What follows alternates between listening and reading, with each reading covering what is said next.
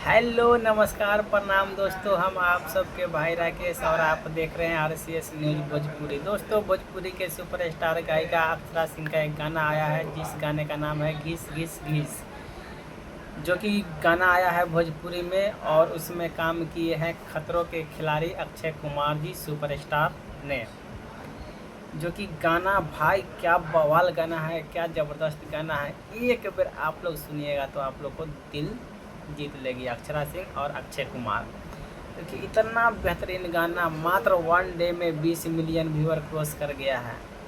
क्योंकि जो लोग नहीं सुने हैं, आप लोग से आशा और विश्वास है आप लोग एक बार जाके ज़रूर देखिए, सुनिए, आप लोग को बहुत बढ़िया लगेगा।